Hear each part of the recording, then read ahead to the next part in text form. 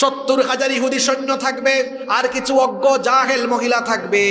এই দাজ্জাল গোটা দুনিয়ায় যখন ফিতনা চালাবে, দাজ্জালকে হত্যা করার জন্য আল্লাহ তাআলা সাইয়েদনা ঈসা আলাইহিস সালামকে পাঠাবেন। কেমনে পাঠাবেন শুনেন। ইমাম মাহদী আলাইহিস সালাম,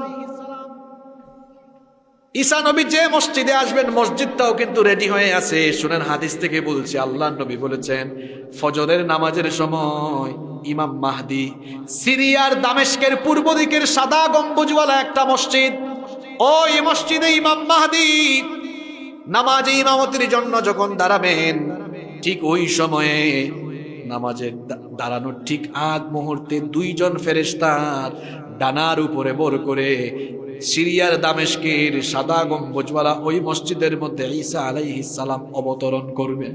সুবহানাল্লাহ।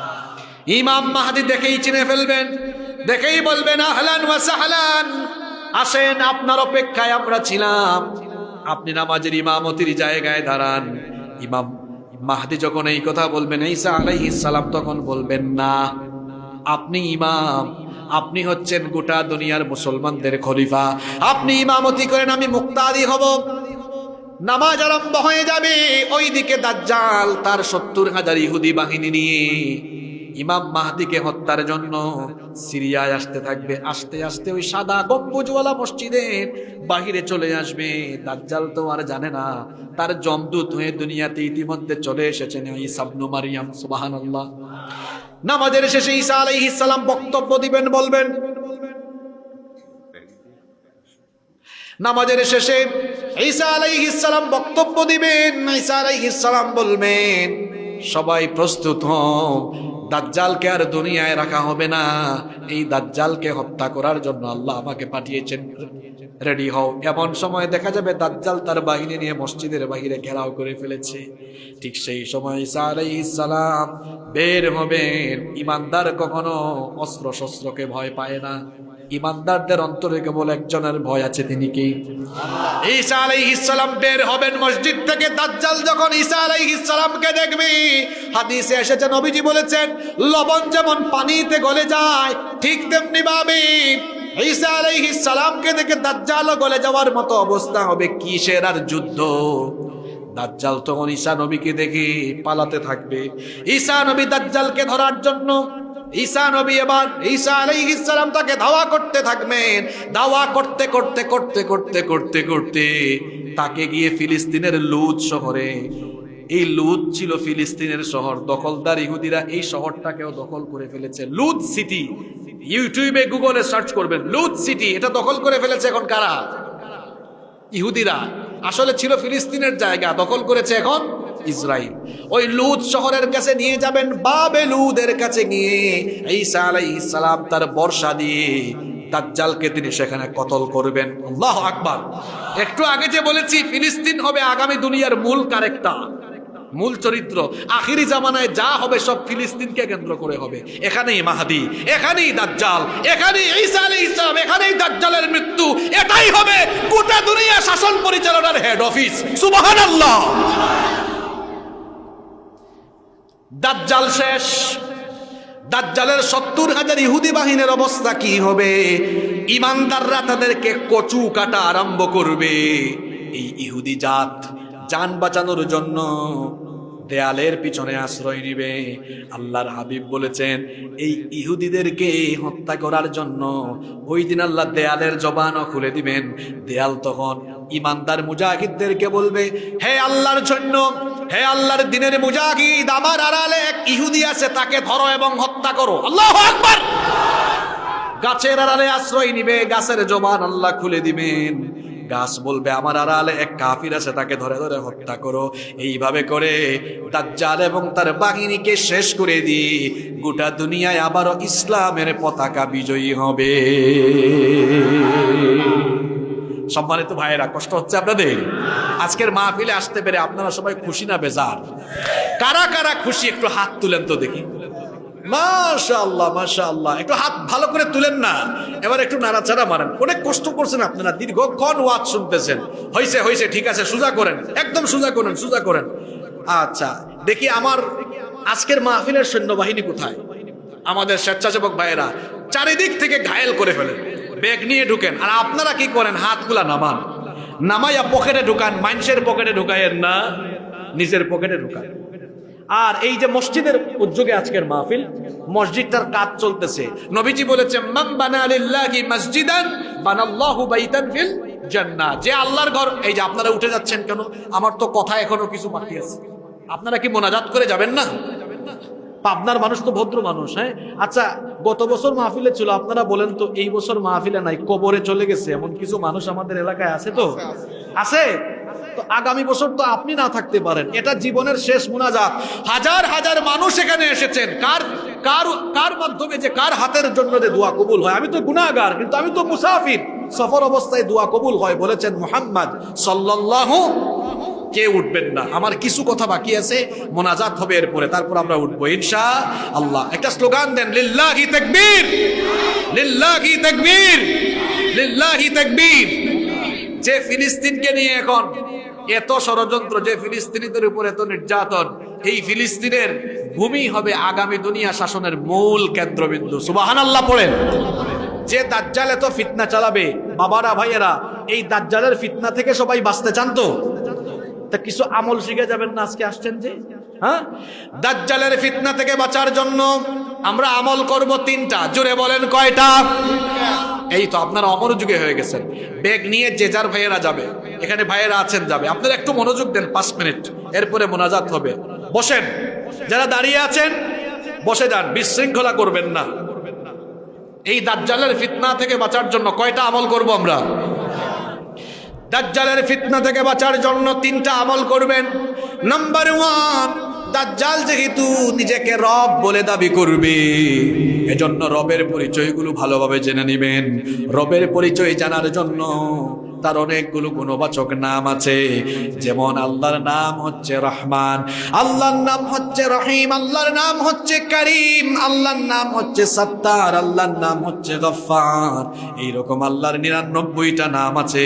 গুণবাচক নামগুলো জানবেন আর আল্লাহর দিন সম্পর্কে জানবেন, তাহলে দাজ্জালের ফিতনায় ফেলতে পারবে। দাজ্জালের ফিতনা থেকে বাঁচার জন্য 2 নাম্বার আমল করবেন। প্রত্যেক জুমার দিনে সূরা কাহাফ তিলাওয়াত করবেন। সূরা কাহাফের প্রথম 10 আয়াত এবং শেষ 10টা আয়াত মুখস্থ করবেন। আল্লাহর নবী বলেছেন, জুমার দিনে যারা সূরা কাহাফ তিলাওয়াত করবে, আল্লাহ তাআলা তাদেরকে দাজ্জালের ফিতনা থেকে বাঁচায়া দিবেন। 3 নাম্বার হচ্ছে, যখন আপনারা নামাজ আদায় করেন, নামাজে আমরা শেষ বৈঠকে তাশাহুদ পড়ি, দুরুদ পড়ি, দুআয়ে মাসুরা পড়ি। আল্লাহর নবী বলেছেন, দুআয়ে মাসুরার পরে 4টা বিষয় থেকে আল্লাহর কাছে আশ্রয় চাও। জুড়ে বলেন কয়টা?